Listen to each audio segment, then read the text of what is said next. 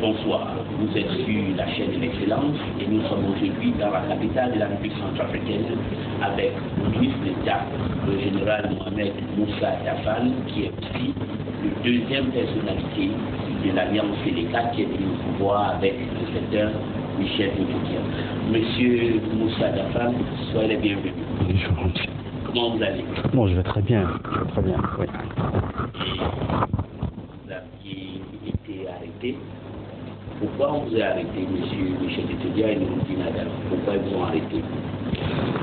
Bon, ils m'ont arrêté, hein, c'est juste pour c'est une question d'opinion. Et je n'étais pas d'accord avec la méthode de gestion du pouvoir et les exactions qui continuaient, les pillages, les braquages, les exactions. Et donc ça ne répondait pas vraiment aux exigences de la gestion du pouvoir.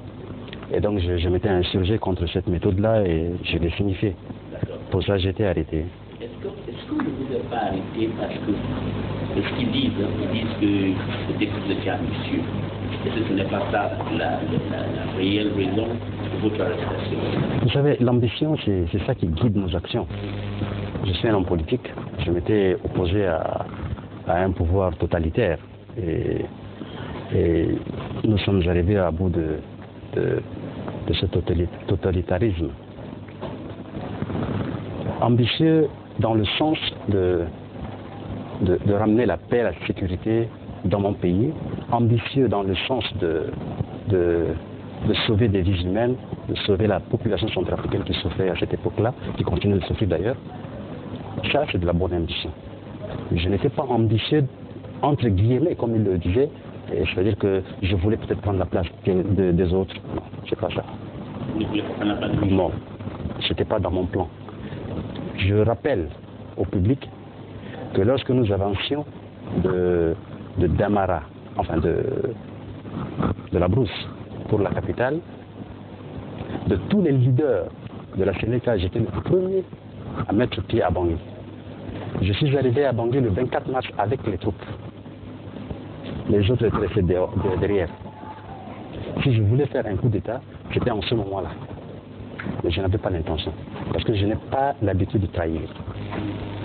Donc, en fait, vous êtes en train de dire aujourd'hui que la coalition Sénéca, qui veut dire alliance, si je ne me trompe pas, était à sa tête Michel Nouroudine Adam, étaient des messieurs qui n'étaient pas responsables. Je ne vais pas jusqu'à dire ça, parce que je ne voudrais pas en faire un débat d'individus. Mais il y avait une méthode qui était utilisée et qui n'était pas du tout normale. C'était pas correct. Et donc il fallait qu'il y ait quelqu'un pour arrêter, pour dire non, ça ne devait pas continuer. Et j'étais ce monsieur-là. C'était ce monsieur-là. Tout à fait. Donc c'est la raison parce que vous avez dit non pour les exactions qui vous ont arrêté. Tout à fait. Donc vous partagez ce que beaucoup de gens disent que c'était un groupe de gens qui sont venus seulement piller la République centrafricaine. Oui, dans les rangs de la Sénéca, il y avait des bandits. Il y avait des bandits, des gens qui n'avaient pas d'autres objectifs que de s'enrichir, que de faire du mal. Et la semaine dans laquelle j'ai été arrêté, et durant cette semaine-là, beaucoup de choses ont été faites. Et il y a eu des braquages, même le siège du CICR qui était là, qui était une organisation humanitaire qui apportait de l'aide aux populations centrafricaines. Le siège du CICR a été visité par des éléments, des criminels. Ils ont emporté des pick-up. J'ai dit non, on ne devrait pas faire ça. La société SCAD, une société sous ma tutelle en tant que ministre d'État en charge des forêts, a été visitée. Et ils ont emporté des véhicules avec mort d'homme. J'ai dit non. C'était la même semaine. La voiture de la ministre des Affaires sociales a été volée, braquée. J'ai dit non, et j'ai recherché avec mes gars, on a recherché, on a retrouvé cette voiture-là, on l'a restituée à la ministre. Cette même semaine. Cette même semaine-là, il y a eu un problème au niveau du quartier Kobongo. Et c'est de là que tout est parti. Et un étudiant a été assassiné. Les jeunes de la localité se sont soulevés. Ils ont barricadé l'avenue. Des éléments de la CLK sont intervenus, ils sont arrivés. Il y a eu quelques morts. Je suis sorti, en cet instant-là, je suis sorti de ma réserve. En tant que ministre dans le gouvernement, j'ai condamné.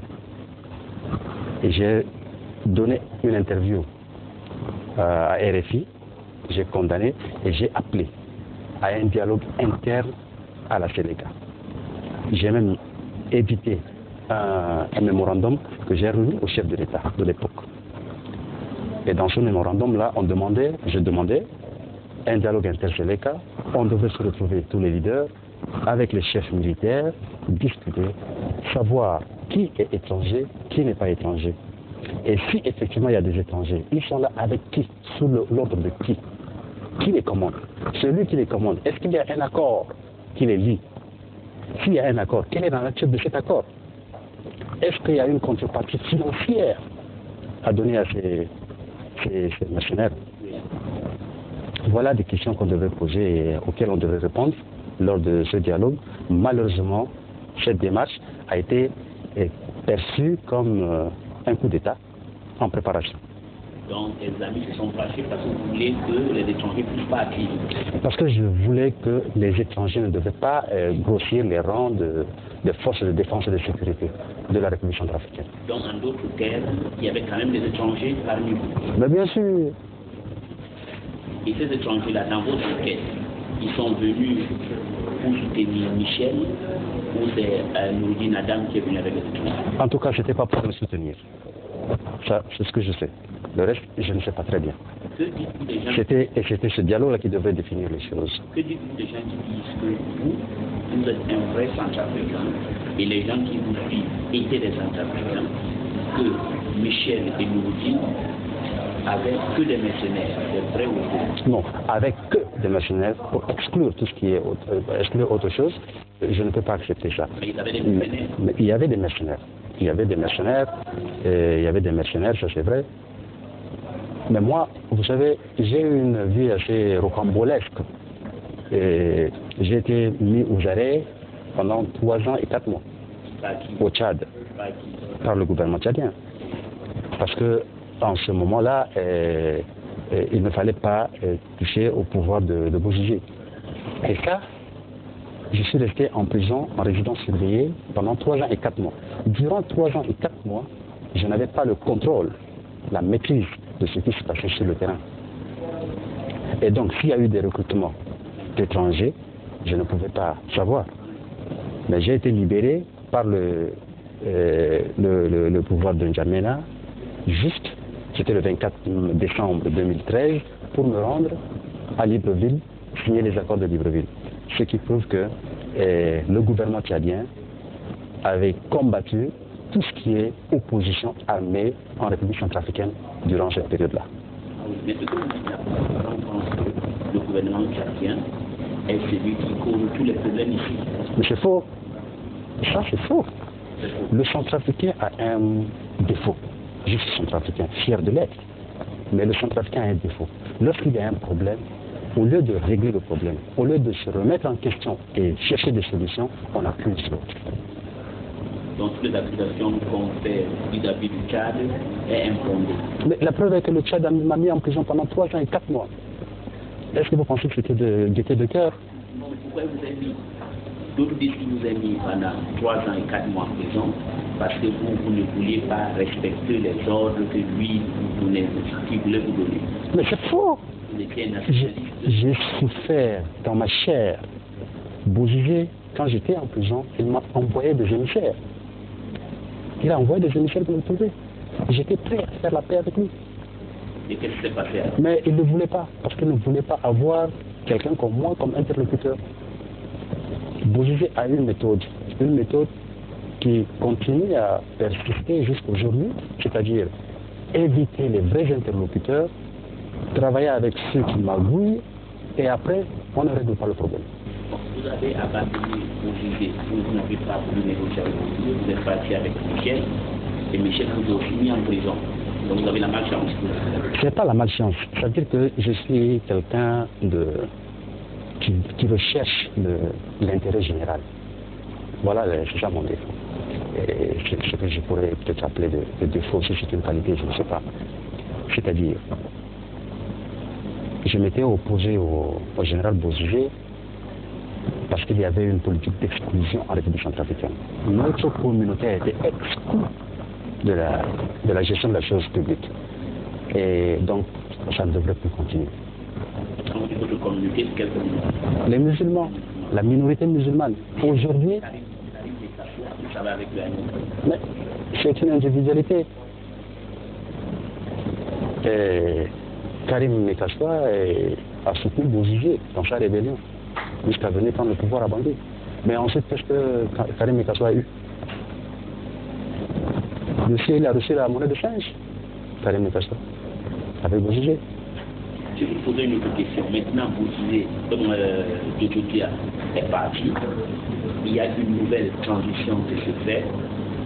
Est-ce que vous partagez les points de vue des gens qui disent que c'est une nouvelle transition qui est mal partie car ils n'ont pas respecté les accords de N'Djamena? Avant de vous répondre, il faut que je vous dise une chose. Je suis quelqu'un qui pense toujours au bien du peuple centrafricain.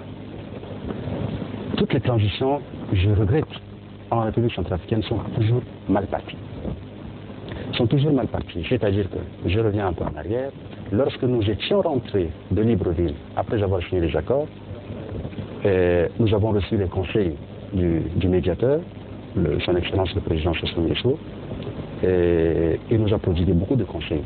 À Bozizé aussi, je crois, pour mener à bien cette transition. Nous sommes rentrés, nous sommes arrivés, on a mis en place, pour nommer même le Premier ministre, c'était vraiment toute une guerre pour nommer le Premier ministre. Alors on a eu le Premier ministre, on a eu le gouvernement, et un quota de 7 places nous a été donné. Bozizé n'a pas voulu respecter, nous a donné seulement 5 postes. On a essayé Après, on a accepté quand même. On a dit, bon, l'intérêt général. On a accepté. Mais vous savez, Bozizé s'était entêté à ne pas mettre en application les accords de Libreville. J'ai toujours répété à Bozizé, au général Bozizé, j'ai toujours répété, je lui dis, Monsieur le Président, appliquez Libreville et vous serez tranquille jusqu'à la fin de la transition, c'est-à-dire en 2016. Mais vous aussi dit, vous aussi, vous n'avez pas respecté les accords de Libreville parce que vous avez refusé le cantonnement? Non. Nous ne pouvions pas laisser les éléments, cantonner les éléments, tant qu'il y avait encore la milice anti-Balaka à l'intérieur de Bangui. Ensuite, à cette époque-là, cette milice s'appelait Kokora. C'est des flèches. Et il y avait des machettes qui étaient distribuées à l'intérieur de la capitale. Avant le 24 mars, tout le monde le savait, les diplomates le savent, les médias en savent quelque chose. Et donc il y avait des machettes, il y avait des arcs et flèches qui étaient distribués à des milices, des couteaux, et puis des grenades. Et à la fin, il y a eu des armes qui ont été distribuées. Et le 15 mars, le général Bozizé a tenu un discours que tout le monde connaît, un discours qui est devenu légendaire, où il a cité les musulmans, les domiciles des musulmans. C'est ceux-là les ennemis de la nation, c'est ceux-là qu'il faut attaquer. Ça, c'était dit dans son discours le 15 mars. Le 17 mars, on est parti de Bangui pour revenir le 24 mars. Voilà. Donc Bozizé a mal amorcé la transition après les accords de Libreville. Maintenant, avec Michel Djokovic, on est venu commencer une nouvelle transition avec Michel Djokovic. Malheureusement, au lieu de créer un consensus avec toutes les forces vives de la nation, c'est-à-dire d'abord à l'intérieur de Séléka et avoir une fermeté avec les combattants de la Séléka. C'est ça le pouvoir. Être ferme avec à l'intérieur de Séléka, cantonner les éléments, discipliner les éléments, désarmer les éléments incontrôlés et puis conduire la transition. Il n'était pas d'accord avec moi sur ce point. Et voilà. Donc il n'y a pas de différence entre Michel Djokovic et Bozizé. Mais bien sûr, Michel Djokovic, François Bozizé et Joseph Kony, c'est pareil. Mais bien sûr, bien sûr, bien sûr, je ne m'en cache pas. Et vous savez, maintenant, je pense que la CPI doit rapidement se mettre au travail. dont la CPI doit se mettre au travail pour qui? Contre Bozizé et Michel Diotodia. Contre tous les criminels. Tous les criminels. J'ai souffert de ça dans ma chair. Donc vous pensez que si l'enquête de la CPI est lancée aujourd'hui, vous serez Mais je serai le premier à être entendu. Je suis prêt. Vous êtes prêt à aller? Bien sûr, parce que je ne me reproche rien. Vous ne me reprochez rien. Ouais. Mais Michel Diotodia ne peut pas rester en prison, lui. Je ne sais pas, ça c'est au juge d'en décider. Vous ne m'avez pas répondu à la question sur Mme Catherine. Mais c'est ce que j'étais en train de dire. J'ai commencé par Bozizé, je suis passé par Michel Diotodia, maintenant j'arrive à Madame la Présidente, Exactement. Madame Catherine Samba-Panja. Cette compatriote de valeur a été élue. Elle a été élue sur la base d'un accord. Le départ, la démission de Michel Diotodia a été négociée en N'Djamena lors du sommet extraordinaire des chefs d'État. Il y avait des chefs d'État. Il y avait le président Denis Sassou Nguesso, qui est le médiateur sur les questions de centrafricaine. Et il y avait le président de la CEAC, le président Idriss Déby. Il y avait le président Ali Bongo, qui a présidé, qui a hébergé le dialogue de 2013. Il y avait le président Kabila, Joseph Kabila, qui était un grand voisin du Sud. Il y avait des chefs d'État. Il y avait d'autres chefs d'État, il y avait des représentants du gouvernement. Donc, le départ de Michel Diotodia a été négocié en haut lieu. Le sommet de N'Djamena nous donnait, octroyé en contrepartie à la Sénéca, qui est une force, jusqu'aujourd'hui une force qu'il ne faut pas négliger, a donné à la Sénéca la primature, la défense et l'intérieur. La primature. La défense, l'intérieur. Ça, c'était en contrepartie de la démission, du départ de Michel Diotodia. On avait accepté. Moi, j'ai dit que, puisque Michel Diotodia devenait déjà le mal, le blocage, il fallait qu'il s'en aille. Il est parti, tant mieux. Mais Sénéca a obtenu la primature, la défense et l'intérieur. Nous sommes rentrés, la présidente a été élue. La présidente a été élue sur la base de cet accord-là. Donc la moindre chose à faire pour débuter bien cette transition, c'était de mettre en application l'accord de N'Djamena. Appliquer l'accord de N'Djamena, il n'y a plus de problème. La présidente m'a reçu avec une délégation de la Sénéca. J'ai dit à la présidente, une dame que je respecte bien, j'ai dit à la présidente qu'elle avait notre confiance, elle avait notre allégeance. Tout ce qu'on lui demandait, c'est de mettre en application les accords de N'Djamena. Et elle n'a pas respecté. Elle a dit que ça va être difficile parce qu'il fallait qu'elle prenne une personnalité neutre, qui n'est pas issue de la Sénéca. J'ai dit, Madame la Présidente, quand les hommes se retrouvent et qu'ils discutent, qu'ils échangent, après qu'ils décident de quelque chose, la moindre des choses, c'est de respecter ce qu'ils ont décidé. S'ils ne respectent pas, c'est qu'il y a quelque chose qui ne va pas. Donc, comme elle n'a pas respecté l'accord N'Djamena, ça veut dire qu'il n'y aura pas la paix. À double titre. À double titre. Et elle n'a pas respecté non seulement l'accord de N'Djamena, l'accord politique de N'Djamena, mais quand, lors de l'entretien avec elle, il y avait une délégation chez les qui était avec moi, et elle a dit, elle ne donnait pas la primature, mais elle nous donnait 4 postes ministériels. Alors, on est parti sur ça. Je n'avais pas encore accepté, mais je ne peux pas continuer, parce que c'est la présidente quand même, je ne peux pas continuer. La présidente, c'est des détails, c'est pas bon. Donc je me suis tué et puis on est parti. Mais la nomination du gouvernement faite, je constate que Sénéca n'a obtenu que 2 postes. Et vous savez ce qui est grave, ce qui fait mal à l'intérieur, dans les rangs de Sénéca, c'est que les 2 postes ont été octroyés aux 2 parents, ex-parents de Michel Diotodia. C'est pourquoi on a donné aux 2 parents de Diotodia. Mais il faut demander au Premier ministre, c'est lui qui propose le gouvernement. Est-ce que ça veut dire que le Premier ministre ne connaît pas la RCA ou ne connaît pas la compagnie? Non, le Premier ministre connaît bien son pays, mais peut-être qu'il n'a pas une bonne lecture. Non, je ne parle pas de mauvaise foi, non, c'est pas ça. Mais je pense qu'il n'a pas la bonne lecture de la situation, de la structure de Sénéca. Bon, à vous entendre, quand vous dites ça, ça veut dire que la Centrafrique peut encore commencer. On peut réentrer encore dans une sites de violence, c'est les cas anti-Balaka ou c'est les cas l'armée nationale qui en existe un? Non, je ne pense pas. Il faut tourner la page de la violence. Ça, c'est ce en quoi je crois fermement. Et je pense qu'il faut tourner la page de la violence. Le peuple a tellement souffert. Les populations, moi j'ai fait le tour de la capitale, j'ai vu les populations civiles. Comment ces populations souffrent. Et non, ça ne peut pas continuer comme ça. On ne peut pas être un humain et puis voir les populations souffrir de la sorte. Mais vous, mon général, vous dites que vous voulez tourner la page. Ouais. Mais les hommes qui vous suivent, est-ce que vous pensez qu'ils vont vous obéir? Ceux que je commande vont m'obéir. Sinon, moi, je ne serai pas là à parler. Je vais parler au nom de qui? Je parle au nom de ceux qui me suivent. Si vous me tendez votre micro aujourd'hui, c'est parce qu'il y a des gens derrière moi. Exactement. Mais d'autres personnes, dans les actes que j'ai menés, est que vos hommes qui sont cantonés ne sont pas nourris. C'est vrai ou faux? Mais ça, il y a la communauté internationale qui a exigé le cantonnement de la CDK. Il doit prendre sur elle l'obligation de nourrir, de prendre en charge les éléments qui ne sortent plus et qui ne sont pas payés. Bon, est-ce que ce n'est pas un danger s'ils ne sont pas nourris? Cela va sans dire. C'est un danger. Une bombe à retardement. Donc, quelque part, la Centrafrique n'est pas encore sortie de l'auberge? Non, très loin. La Centrafrique n'est pas sortie de l'auberge. Mais ça dépend de la volonté des hommes et des femmes qui gouvernent. C'est-à-dire, il faut commencer par apaiser les esprits de ceux qui détiennent encore les armes. Il faut apaiser les esprits. C'est-à-dire, commencer à appliquer l'accord sur lequel est construite la nouvelle transition. C'est l'accord de N'Djamena.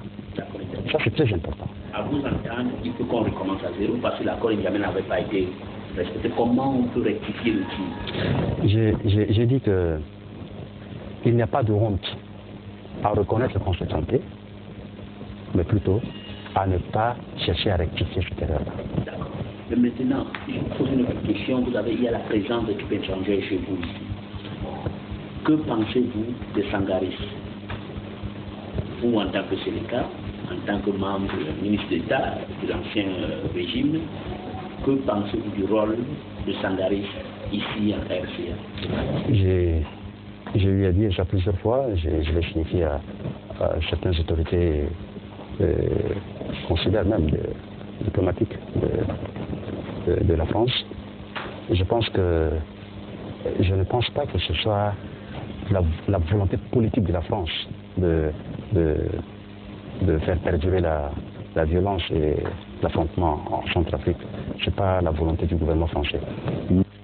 Il y a eu des erreurs, ce que je qualifierais d'erreurs, d'appréciation, de mauvaise approche de la situation par les militaires, par les éléments sur le terrain. Ce qui a constitué, bien sûr, le rejet, un ressentiment anti-français.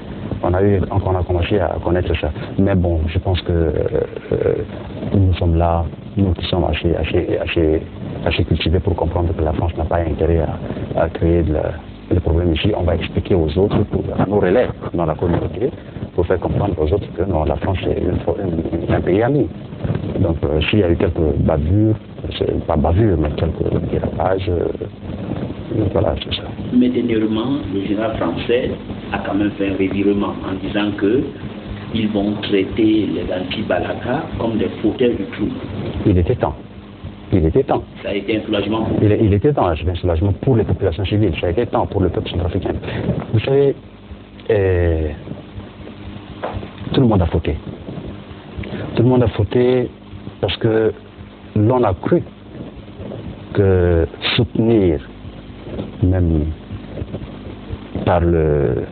passivement, quoi, je veux dire. Donc, vous pensez que l'armée française a d'une manière passive soutenu les anti-Balaka? Oui, parce que je pense que les hommes sur le terrain, je dis toujours que je pense que ce n'est pas la volonté du gouvernement français, hein. Ce n'est pas une position officielle, ça. La volonté des militaires? Moi, je pense que la lecture, il y a eu une mauvaise lecture de la situation sur le terrain.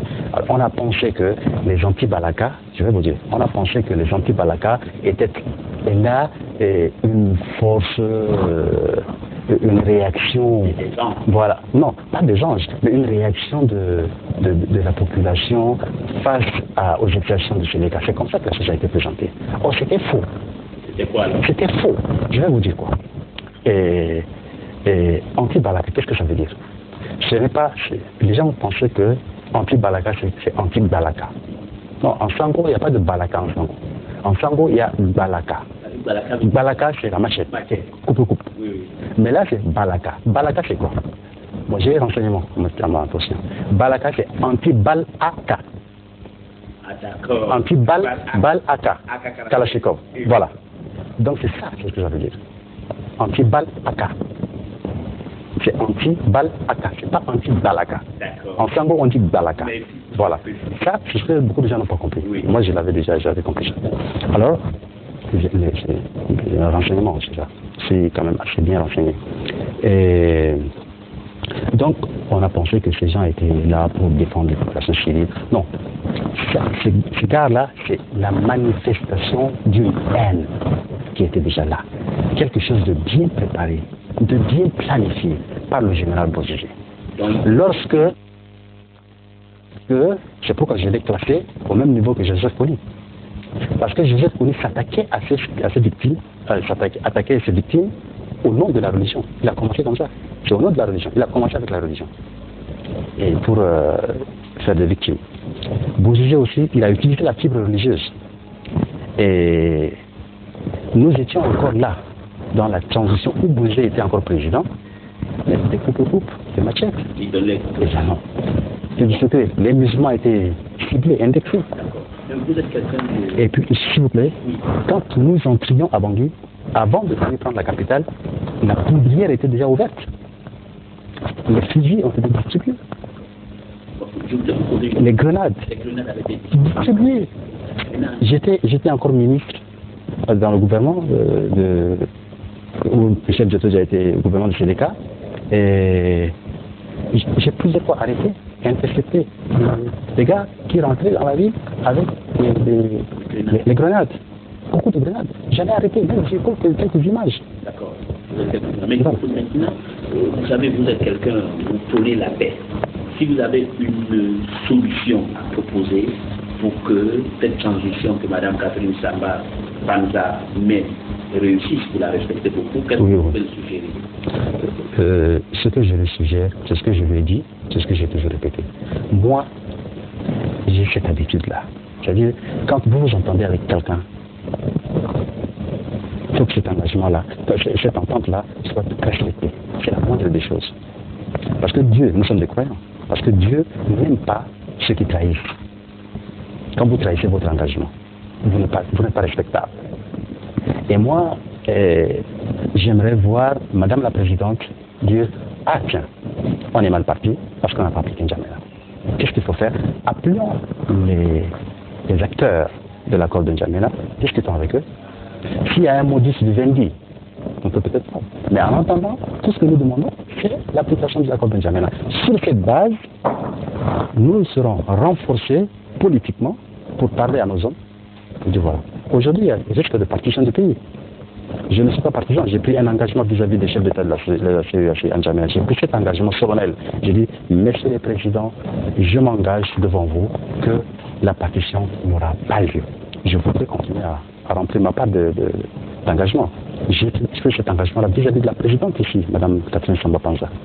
Je veux continuer à faire ça. Mais si je n'ai pas l'outil nécessaire, je n'ai pas les moyens nécessaires pour continuer à combattre le projet de partition, si je vois que les gens continuent d'être lésés, s'ils sont lésés, s'ils ne sont pas entendus, moi aussi, qu'est-ce que je vais faire? Donc vous pensez que ce spectre de partition peut se réaliser? Peut se réaliser parce que ceux qui demandent la partition, ils sont les natifs, les propriétaires de terre.